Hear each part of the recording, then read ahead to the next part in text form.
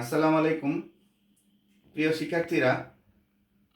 আজকে আমরা দশম শ্রেণীর পদার্থবিজ্ঞানের গতি দ্বিতীয় অধ্যায়, যেটা পরন্ত বস্তু নিয়ে আলোচনা করব। পরন্ত বস্তু নিয়ে আলোচনা করতে গিয়ে বিজ্ঞানী গ্যালিলিও পরন্ত বস্তুর 3টা সূত্র আবিষ্কার করেন। গ্যালিলিওর মতে প্রথম সূত্রটি হচ্ছে, বিনা বাধায় উপর থেকে নিচে পরন্ত বস্তু সমান সময়ে সমান পথ অতিক্রম করবে। অতঃপর আসতেছে আমাদের দ্বিতীয় সূত্র। দ্বিতীয় সূত্রটি হচ্ছে, বিনা বাধায় উপর থেকে নিচে পরন্ত বস্তুর যে কোনো মুহূর্তে প্রাপ্ত বেগ ভি ওই সময় টি এর সমানুপাতিক, অর্থাৎ ভি সমানুপাতিক টি। 3 নম্বর সূত্রটি হচ্ছে, বিনা বাধায় উপর থেকে নিচে পরন্ত বস্তুর যে কোনো মুহূর্তে অতিক্রান্ত দূরত্ব এইচ ওই সময়ে সমানুপাতিক, অর্থাৎ এইচ সমানুপাতিক টি স্কোয়ার। এই হলো আমাদের পরন্ত বস্তুর 3টা সূত্র। এখন আমরা এই পরন্ত বস্তুর ক্ষেত্রে একটা উদ্দীপক নিয়ে আলোচনা করব। ঠিক আছে, সবাই আমরা রেডি থাকি। উদ্দীপক করার আগে সবাই খেয়াল করো, আমার হাতের ডান পাশে, বোর্ডের ডান পাশে উপর থেকে নিচে পরন্ত বস্তুর ক্ষেত্রে সূত্রগুলা কি, নিচ থেকে উপরে উঠার ক্ষেত্রে পরন্ত বস্তুর সূত্রগুলা কি, সবগুলা আমাদের দেওয়া আছে। এগুলো অনুসরণ করে আমরা প্রয়োগ এবং উচ্চতা দক্ষতার অঙ্কগুলা মিলাবো। ঠিক আছে, সবাই রেডি? আমরা অঙ্ক শুরু করতেছি। প্রথম আমরা যে প্রয়োগমূলক কোশ্চেনটি লিখবো সেটি হচ্ছে, সবাই লিখো, তোমরা সবাই লিখো যে পরন্ত আমটি 2 সেকেন্ড পর বেগ কত হবে।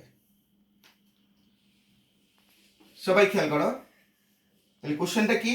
পরন্ত আমটির 2 সেকেন্ড পর বেগ কত হবে। আমার উদ্দীপকে দেওয়া আছে, দেখো গাছে একটা আম ঝুলে আছে এবং উদ্দীপকে লেখা আছে উদ্দীপকের গাছ থেকে একটি আম নিচে পড়তেছে। পরন্ত আমটি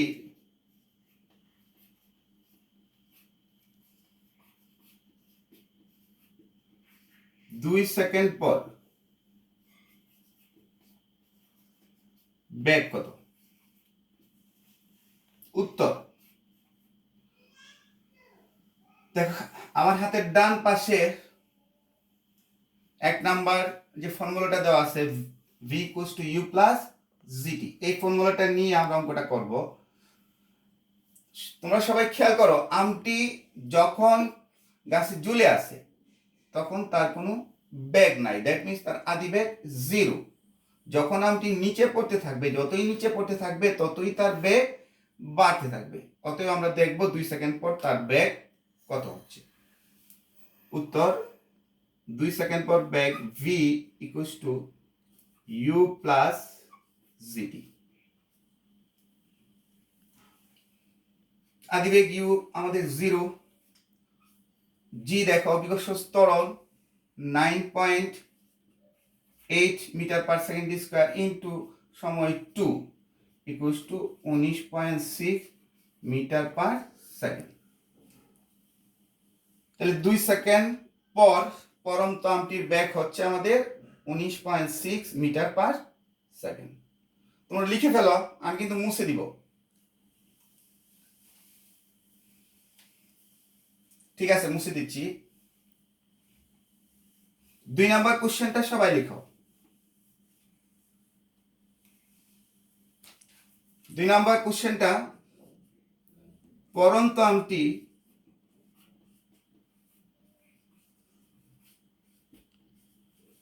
কত বেগে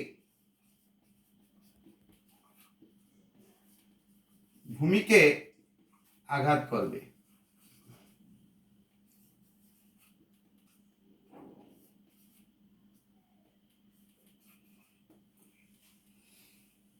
তাহলে আমাদের আমটা পড়তেছে, দেখো উদ্দীপকের আমটির উচ্চতা আমরা দিয়ে দিলাম 50 মিটার। 50 মিটার উপর থেকে আমটা নিচে পড়তেছে, তাহলে উচ্চতা এই সমান আমাদের দেওয়া আছে 50 মিটার, আদিবেগ ইউ সমান 0। তাহলে ফর্মুলা নিব আমরা 3 নাম্বার ফর্মুলা, ফর্মুলা নিব আমরা 2 নাম্বার ফর্মুলা। পরন্ত আমটি কত বেগে ভূমিকে আঘাত করবে, তাহলে ভি স্কয়ার ইকুয়াল টু কত, ইউ স্কয়ার প্লাস 2 জিএইচ। তাহলে ভি এর মান আমাদের বের করতে হবে, আদিবেগ ইউ 0 স্কয়ার 2 ইন্টু 9.8 ইন্টু 50। তাহলে এটা যদি আমরা ক্যালকুলেশন করি, বি এর মান আমরা পাবো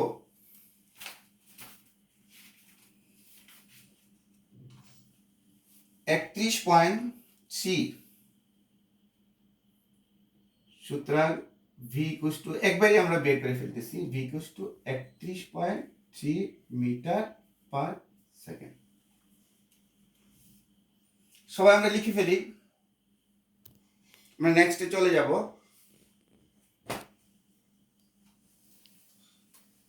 আমি মুছে দিচ্ছি 3 নাম্বার অঙ্কটি, সবাই লিখো।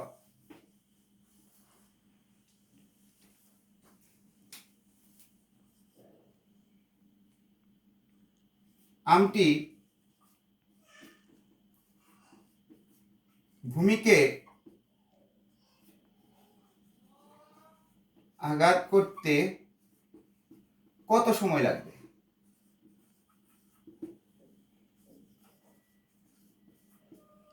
তাহলে আমাদের সময় টি বের করতে হবে, অর্থাৎ 50 মিটার উচ্চতা থেকে আমটা পড়তেছে, ভূমিতে আসতে আমাদের কত সময় লাগবে। দেখো 3 নাম্বার যে ফর্মুলাটা আছে আমাদের, দেখো h equals to u t plus half of g t square, এই ফর্মুলাটার হেল্প আমাদের নিতে হবে। উত্তর h equals to u t plus half of g t square. h আমাদের দেওয়া আছে কত, 50 মিটার। আদিবেগ u সমান 0,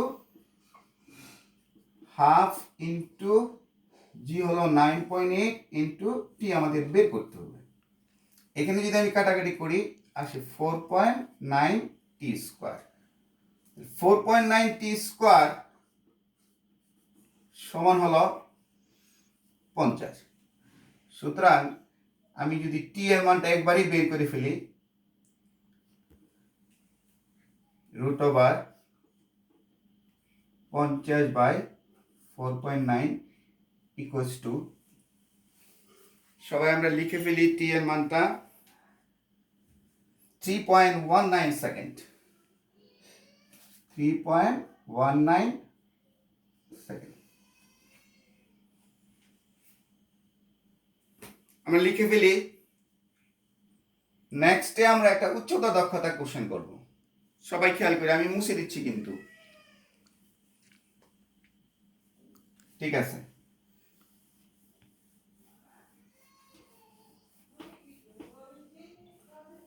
আমরা মনে রাখবো আমটা পড়তে আমাদের কত সময় লাগছিল, 3.19 সেকেন্ড। এই জিনিসটা আমাদের কাজে লাগবে এখন।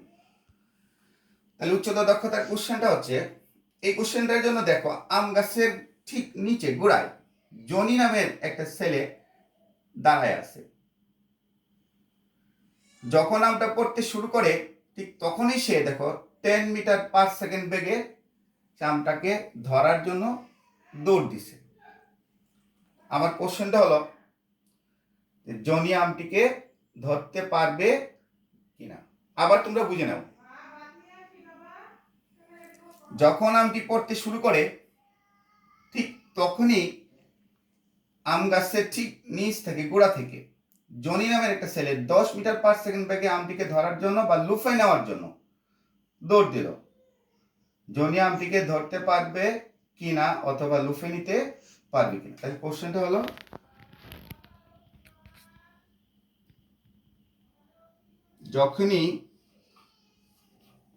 যখনই আমটি পড়তে শুরু করে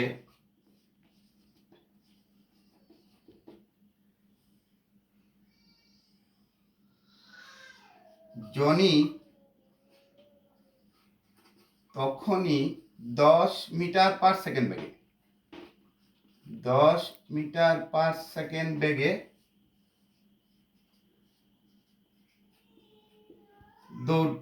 দৌড় দেয়। কোশ্চেন হচ্ছে জনি আমটিকে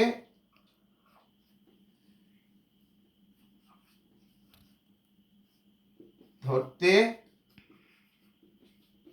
পারবে কি না। কোশ্চেনটা লিখে নাও, আমি কিন্তু মুছে দিব। যখনই আমটি পড়তে শুরু করে জনি তখনই 10 মিটার/সেকেন্ড বেগে দৌড় দেয়। জনি আমটিকে ধরতে পারবে কি না। সবাই লিখতে পারছি তো? আমি কোশ্চেনটা মুছে দিচ্ছি।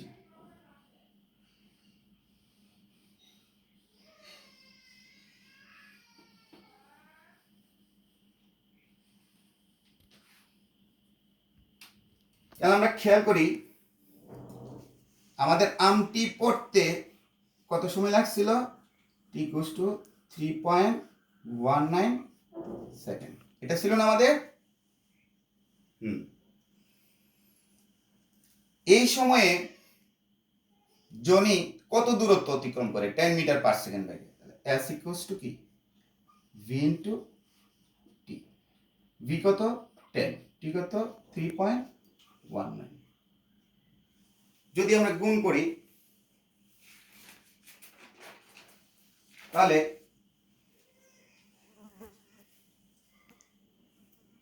আমরা পাবো 31.94 মিটার।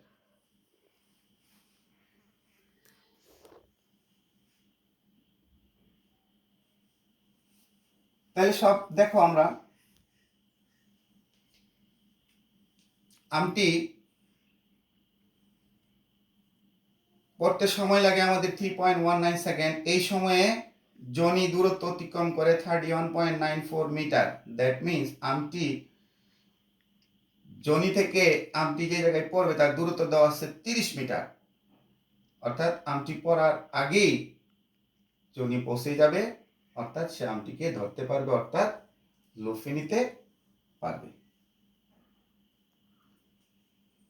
সবাই আমরা লিখে নিই। আবার আমি বলি,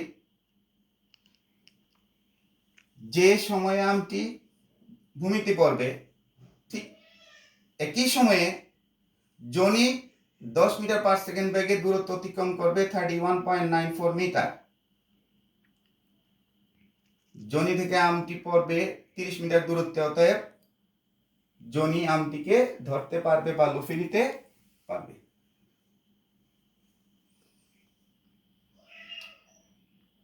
সবাই লিখে নেয়, আমি কিন্তু মুছে দিচ্ছি।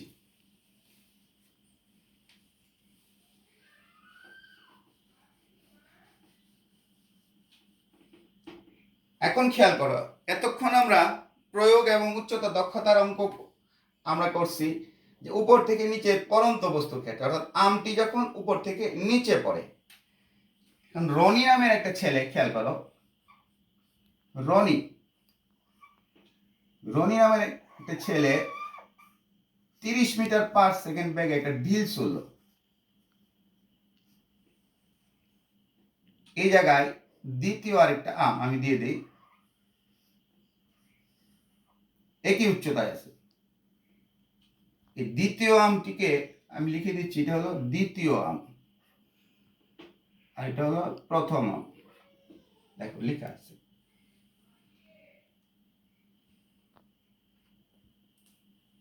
খেয়াল করো সবাই, রনি নামের একটি ছেলে 30 মিটার/সেকেন্ড বেগে দ্বিতীয় আমটিকে বৃন্তচ্যুত করার জন্য একটা ঢিল ছুড়ল। প্রথম কোশ্চেন লিখো, রনির ঢিলটির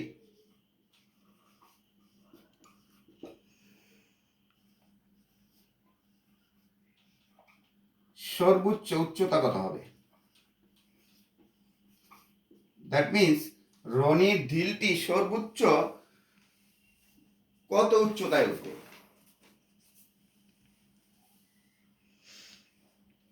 সবাই লিখছি তো? ঠিক আছে, আমি উত্তর শুরু করি। উত্তর,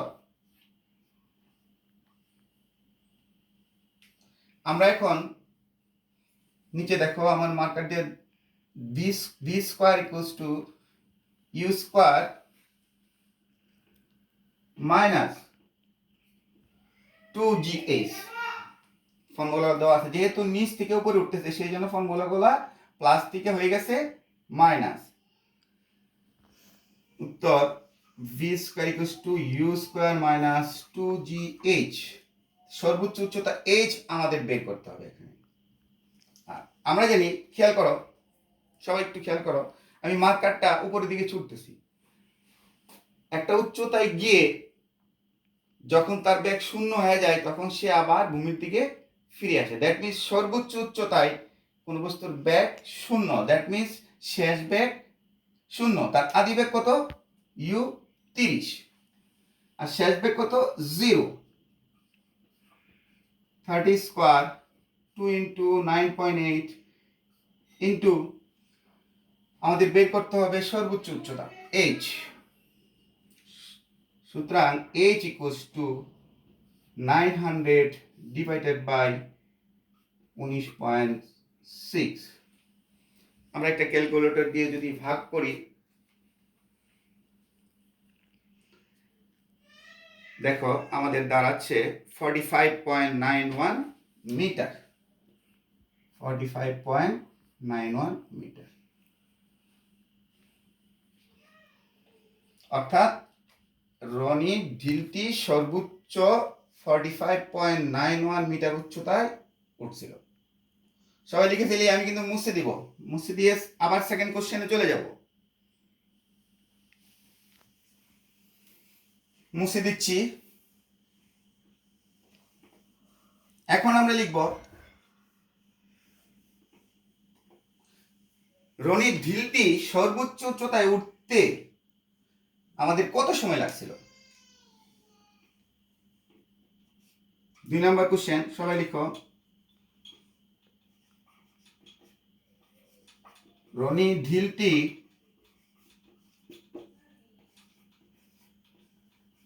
সর্বোচ্চ উচ্চতায় উঠতে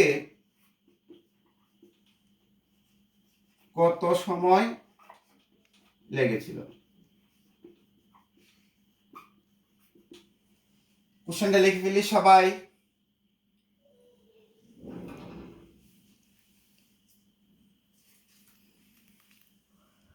এর জন্য আমরা দেখো, 1 নাম্বার নিচ থেকে উপরে ওঠার ক্ষেত্রে 1 নাম্বার সূত্রটা v equals to u minus gt, এই সূত্রের সাহায্য নেব। উত্তর v equals to u minus gt। তাহলে সর্বোচ্চ উচ্চতায় পূর্বেই আমরা বলছি সর্বোচ্চ উচ্চতায় কোনো বস্তুর বেগ শূন্য, দ্যাট মিন্স 0। আদি বেগ কত? 30। 9.8 ইন্টু টি, সময় আমাদের বের করতে হবে। তাহলে সময় টি ইকুয়ালস টু কত? 30 ডিভাইডেড বাই 9.8। আমরা একটা ক্যালকুলেটর নিয়ে যদি হিসাব করি তখন টি এর মান আসে 3.06 সেকেন্ড। 3.06 সেকেন্ড। সবাই লিখে ফেলি। মনে রাখবো এই টি এর মানটা কত, সর্বোচ্চ উচ্চতায় উঠতে আমাদের কত সময় লাগছে। আমি মুছবো না, শুধু টি এর মানটা আমি রেখে দিব এই জায়গায়। আমরা লিখে ফেলি সবাই। ঠিক আছে, আমি মুছে দিচ্ছি।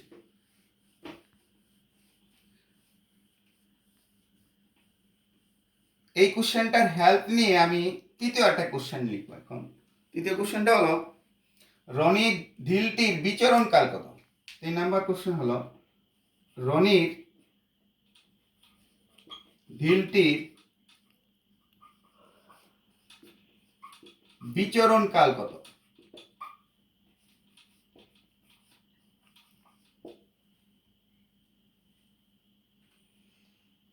বিচরণকাল মানে কোন একটা বস্তুকে ভূপৃষ্ঠ থেকে যদি আমি উপরের দিকে নিক্ষেপ করি, ভূমিতে আসতে অর্থাৎ নিক্ষেপণ বিন্দু থেকে পতন বিন্দুতে বস্তুটা আসতে যে সময় লাগে সেটাকে আমরা বলি বিচরণকাল। এই ক্ষেত্রে আমরা বলবো রনির ডিলটি সর্বোচ্চ উচ্চতায় উঠতে যে সময় লাগে সর্বোচ্চ উচ্চতা থেকে নামতেও একই সময় লাগবে।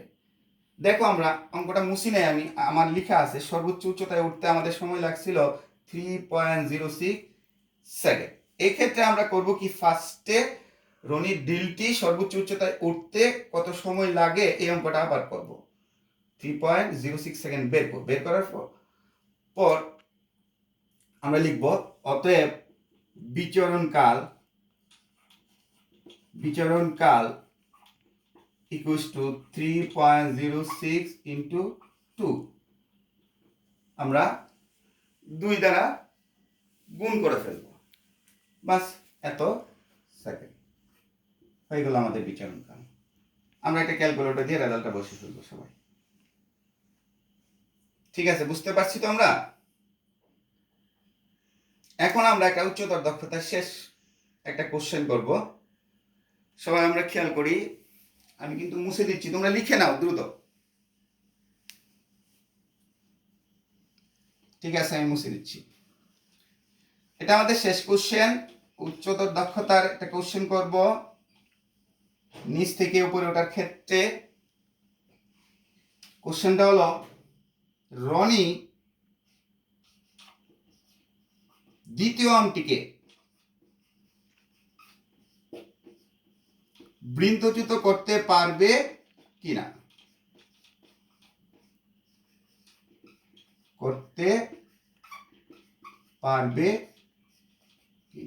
সবাই আমরা কোশ্চেনটা লিখে নেই, আমি কিন্তু মুছে দিব কোশ্চেনটা লেখার পর।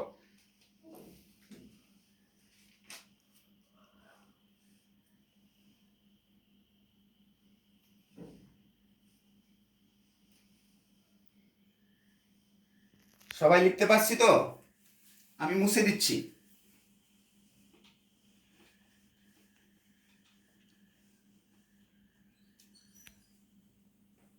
আমরা সবাই খেয়াল করি, রনি দ্বিতীয় আর্মটিকে বৃন্তচ্যুত করতে পারবে কিনা। তার জন্য আমাকে রনির ঢিলটি সর্বোচ্চ কত উচ্চতায় উঠছিল সেটা কিন্তু আমরা পূর্বে আমরা এই অঙ্কটা করছি।